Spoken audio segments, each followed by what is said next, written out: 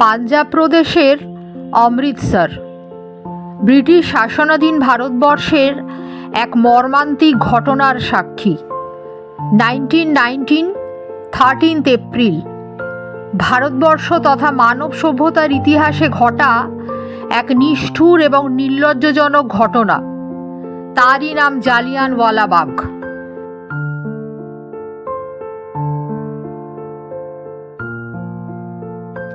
পাঞ্জাব অমৃতসরের এই জালিয়ানওয়ালাবাগ উদ্যানে 13 এপ্রিল এক বার্ষিক বৈশাখী অনুষ্ঠানে যোগদান করেছিলেন বেশ কিছু নিরস্ত্র মানুষ। তৎকালীন ব্রিটিশ ব্রিগেডিয়ার জেনারেল R.E.H. ডায়ারের নেতৃত্বে ব্রিটিশ বাহিনী গুলি চালনা করেন, যাতে প্রাণ হারান শতাধিক। যে ঘটনা সমগ্র ভারতবাসীকে নাড়িয়ে দিয়েছিল এবং এই ঘটনাই তৎকালীন স্বাধীনতা সংগ্রামী আন্দোলনকে আরও ত্বরান্বিত করে। যে দেখছেন তখনকার সময় তো এই ফ্লোর এরকম হয়তো ছিল না, এটা আজ ভারত স্বাধীন হওয়ার পরেই এগুলোকে এরকমভাবে সাজানো হয়েছে। এখানে একটা মিউজিয়াম রয়েছে, চলুন তার ভেতরে কি কি রয়েছে দেখি। এই যে ডিজিটালে সব কিছু দেখানো হচ্ছে, কী ঘটনাটা ঘটেছিল 1919 সালে ঘটনাটা ঘটেছিল, যেগুলো সম্বন্ধে আপনারা সবাই ওয়াকিবহাল, আপনারা জানেন। তাও আপনাদেরকে একটু দেখিয়ে দিচ্ছি, দেখে নিন। যারা যারা প্রতিবাদ করেছিল, আমাদের রবীন্দ্রনাথ থেকে শুরু করে বাল গঙ্গাধর তিলক, যারা যারা শান্তগিরি হাজিরা থেকে শুরু করে সবাই প্রতিবাদে গর্জে উঠেছিল। আমাদের কবিগুরু রবীন্দ্রনাথ ঠাকুর নাইট উপাধি ত্যাগ করেছিল, যেটা ব্রিটিশরা দিয়েছিল। এখানে একটা কিছু ঘটছে।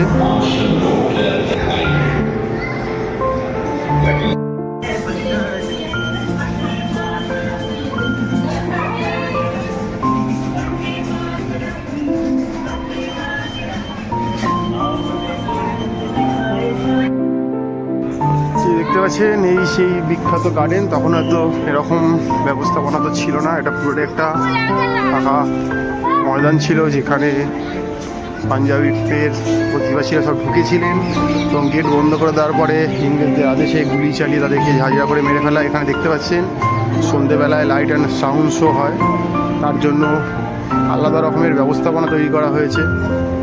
ইয়ে তো আপনার টিকিট কেটে বিভিন্ন টাইমিং রয়েছে, সেই টাইমিংয়ে লাইট অ্যান্ড সাউন্ড শো দেখতে পারেন, যেটা অন্ধকার নামার পরই সম্ভব।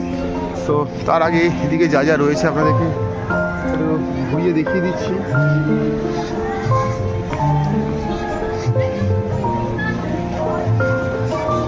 তো আগেও বলেছি এগুলো সেই সময় ছিল না, এগুলো পরে ভারত স্বাধীন হওয়ার পর ভারত সরকার যখন আমাদের দেশ স্বাধীন হলো, সরকার আমাদের তৈরি হলো, তখন এগুলো মানুষকে দেখানোর জন্য খুলে দেওয়া হলো যে কীভাবে আমাদের দেশ স্বাধীন হয়েছে, স্বাধীনতা সংগ্রামীরা কী কী বলিদান দিয়েছে, তার পরিবর্তে কীভাবে কী পেয়েছে। তো চলুন আর কী কী দেখাতে পাচ্ছি আপনাদেরকে দেখিয়ে দিই।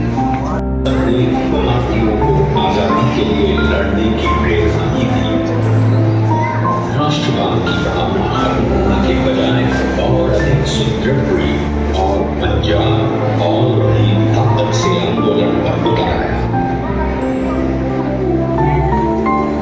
क्रांतिकारी नौजवान भारत सभा और अन्य राष्ट्रवादी वीरता से आजादी पाने के लिए लड़े।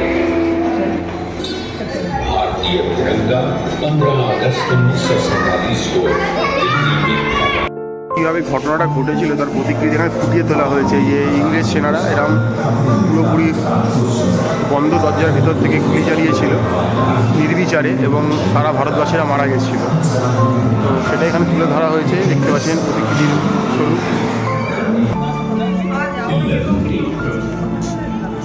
It was this unprovoked open firing on the peaceful and unarmed that agitated the protester, leading to incidents of violence in which 5 Europeans were killed. Unfortunate was the attack on Ms. Sherwood in Kucha corridor, and this unconscious lady was attended to by an Indian. The scared British withdrew their families to the Golden Fort. within a few hours, and an uneasy calm prevailed. But the British feared the siege.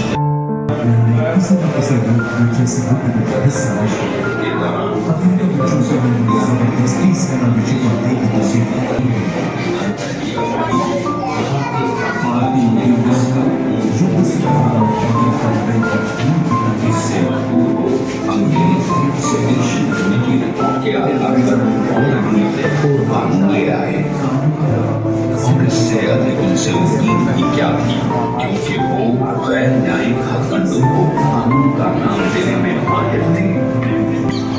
এই যে দেখছেন এই জায়গাটা ঘিরে দেওয়া হয়েছে, এটা হচ্ছে সেই কুয়োটা, যেই কুয়োর মধ্যে সবাই নিজেদেরকে আত্মরক্ষা করার জন্য নারী পুরুষ বাচ্চা নির্বিশেষে সবাই ঝাঁপ দিয়েছিল। তো আগে এটা অনেকটাই খোলা ছিল, এখন মানুষের বেশি আনাগোনার ফলে এটাকে এখন এরকম কাছের একটা গ্লাস দিয়ে ঘিরে দেওয়া হয়েছে। আগে নিচটা অনেকটা নিচ অবধি দেখা যেত, এতটা ঢাকা দেওয়া ছিল না, এখন এটা এরকম ঢেকে দেওয়া হয়েছে। বাট এই সেই খুব বিখ্যাত কুয়োটা, এটাকে শহীদ কূপ বলা হয়ে থাকে, অর্থাৎ এখানে যারা ঝাঁপ দিয়ে আত্মরক্ষার জন্য প্রাণ দিয়েছিলেন তাদের প্রত্যেকেই শহীদ বলা হয় এবং এটা সেই শহীদ কূপ নামে পরিচিত। এই দেয়ালটা ভালো করে লক্ষ্য করুন আপনারা, এই যে সাদা সাদা রঙের ব্লক করে দেওয়া রয়েছে, এই ব্লকগুলোতে যে ফুটোগুলো রয়েছে, গর্তগুলো মেনলি, সেগুলোই হচ্ছে কি সেই গুলির দাগ। এই গুলিগুলো সেদিন ইংরেজরা চালিয়েছিল আমাদের ভারতীয়দের ওপর, যে এগুলোকে মার্ক করে দেওয়া রয়েছে। আজও এই গুলির দাগগুলো এখানে রয়ে গেছে। অর্থাৎ এখানে এলে আপনার প্রত্যেকটা লোম খুব খারাপ হয়ে যাবে, কারণ বুঝতে পারবেন যে স্বাধীনতা কী কী জিনিসের বলিদান দেওয়ার পরে এসেছে। এমনি এমনি কিন্তু এই ভারত আজ স্বাধীন হয়ে ৭৬তম স্বাধীনতা দিবস পালন করছে না। তো যারা অমৃতসর আসবেন গোল্ডেন টেম্পল, অবশ্যই জালিয়ানওয়ালাবাগ আসবেন। এটা আমাদের স্বাধীনতা সংগ্রামের জন্য একটা বিশাল বড় প্রয়োজনীয় স্থান। এই জায়গাটা না থাকলেও হয়তো স্বাধীনতা দিবস কোনোদিন আসতো না, কারণ এই ঘটনার পর ভারতের স্বাধীন করার মুভমেন্ট আরও জোরসোরভাবে শুরু হয়েছিল এবং তারপরই ভারত আস্তে আস্তে তার স্বাধীনতার ধাপগুলোর দিকে এগোতে শুরু করে। কারণ এই ঘটনা ঘটেছিল 1919 সালে, আর তার কিছু বছর পরই আমাদের দেশ স্বাধীনতার স্বাদ পায়। তো অবশ্যই এখানে আসবেন। আর ওই যে সামনে দেখতে পাচ্ছেন অমর স্মৃতিসৌধ, এগুলো তো সেই সময় ছিল না, কারণ সেদিনকার এই ঘটনার পরই এই স্মৃতিসৌধ বানানো হয়েছে। এটা তো নিউ বিল্ড জানা কথাই। তো সেখানে আমরা যাচ্ছি। তো এটা সেদিন যারা দেশের জন্য প্রাণ দিয়েছিল, শহীদ হয়েছিল, তাদের স্মৃতির উদ্দেশ্যে এই স্মৃতিসৌধটা বানানো হয়েছে। তো চলুন এটাও দেখে নিচ্ছি। আজ পড়ন্ত বিকেলে এসেছি, তো অল্প সময়ের মধ্যে দেখে চলে যাচ্ছি। পরে যদি কোনোদিন আসা হয় তো আপনাদের অনেকটা সময় নিয়ে ঘুরিয়ে দেখাবো, বা যদি লাইট অ্যান্ড সাউন্ড শোটা কোনো দেখার সুযোগ হয় তো সেটাও দেখে আপনাদেরকে দেখানোর চেষ্টা করব ক্যামেরার মাধ্যমে। আর আজ হয়তো সময় নেই, তাই যেটুকুন দেখাতে পারছি এইটুকুন দেখেই চলে যাচ্ছি। দেখতে পাচ্ছেন মানুষ এসছে, তার পরিবারবর্গকে নিয়ে ছবি তুলছে, রয়েছে আর চারদিকে দেশাত্মবোধক গান বাজছে, যেটা কোয়াইট ন্যাচারাল, এটাই হবে এখানে। তো এই যে দেখতে পাচ্ছেন, আর সামনে জলাশয়ের ওপরে এটাকে তৈরি করা হয়েছে, দেখতে পাচ্ছেন। এই যে আর ওই যে সামনে দেখতেন চেয়ারগুলো পাতা রয়েছে, এখানে সন্ধ্যেবেলা 6টার পর থেকে লাইট অ্যান্ড সাউন্ড শোর মাধ্যমে এই পুরো ঘটনাটাকে তুলে ধরা হবে। তো যারা দেখতে যাচ্ছেন তারা টিকিট কেটে নেবেন, টিকিট কেটে দেখতে পারবেন। এখানে ঢুকতে কোনো প্রবেশ মূল্য লাগে না, but light and sound show দেখার জন্য প্রবেশ মূল্য রয়েছে। তো এই অল্প সময়ের মধ্যে আপনাদেরকে ছোট্ট করে আমাদের ভারতের একটা ইতিহাসের স্থান তুলে ধরলাম। পাঞ্জাব এসেছি, কারণ পাঞ্জাবিদের প্রচণ্ড অবদান রয়েছে আমাদের এই ভারত স্বাধীনতার পিছনে। তার মধ্যে এক উল্লেখযোগ্য নাম ভগৎ সিং, সেটা আপনারা জানেন, যা কখনোই ভোলার না। এছাড়াও অনেক পাঞ্জাবিদের অবদান আমাদের ভারতীয় সেনাতে আগেও ছিল, আজও আছে, আগামী দিনেও থাকবে। এবং দেশ স্বাধীনতার সময়ও অনেক অনেক মানে কোনটা ছেড়ে কোনটা বলবো নাম, এখন সব নাম মনেও পড়ছে না, তাই বলে উঠতে পারছি না। তো বাট এগুলো রয়েছে। তো এই জায়গাটা ঘুরে দেখতে একটু সময় লাগবে আপনাদের। আমি তাড়াতাড়ি করে আমার ক্যামেরার মাধ্যমে আপনাদেরকে সব তুলে ধরার চেষ্টা করলাম। কতটা কী দেখাতে পারলাম, হয়তো পুরো ইতিহাস কিছুই বলতে পারলাম না সময়ের অভাবে, বাট আপনারা নেট খুললে পুরো ইতিহাস পেয়ে যাবেন। তো ভিতরে আসবেন, ভালো লাগবে। এখানেও একটা দেয়াল দেখতে পাচ্ছি যেখানে এখনও সেই দিনকার ওই গুলির ছাপগুলো রয়ে গেছে। তো চলুন যাওয়ার আগে একটু দেখে নেওয়া যাক সেই ফেলে আসা দিনগুলো, যে দিনগুলো না থাকলে হয়তো আজ এরকম স্বাধীনভাবে এই দেশে স্বাধীন নাগরিক হয়ে সসম্মানে ঘুরতে চলতে পারতাম না। তো এই দেখুন, এই যে সেই দেওয়ালগুলো, এখানেও সেই গুলির দাগগুলো রয়ে গেছে, যেগুলো আজও প্রমাণ করে যে স্বাধীনতা খুব ইজিভাবে আমাদের দেশে আসেনি। তো তাই যারা এই স্বাধীন ভারতে আছেন, নিজের দেশকে সম্মান করুন, দেশের প্রতি ভালোবাসা বজায় রাখুন, কারণ নিজের দেশ নিজের দেশই হয়। আপনি যদি আপনার দেশকে সম্মান না করবেন তো অন্যরা কেন করবে? তো আপনাকে আপনার দেশকেই সম্মান করতে হবে। তো এই জায়গাগুলো আসুন, এলে বুঝতে পারবেন যে কীভাবে পরাধীনতার গ্লানি ভুলে আমরা আজ স্বাধীন হয়েছি।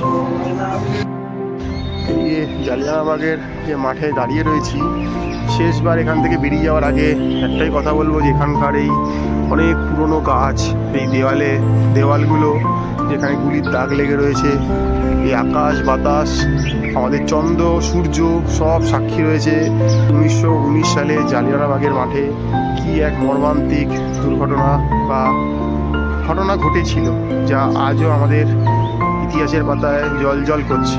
সেদিনের সেই ঘটনা ভারতকে স্বাধীনতার জন্য অনেক ধাপ এগিয়ে দিয়েছিল, কারণ কোনো কিছু স্বাধীন হতে গেলে তার জন্য কিছু রক্ত বা বলিদানের দরকার আগেও পড়েছে, আজও পড়ছে। তো সেদিনে সেই ঘটনা না ঘটলে হয়তো আজ দেশ স্বাধীন হতেই পারতো না। তো এর বেশি আর কিছু বলার নেই, কারণ বলা সম্ভব নয়।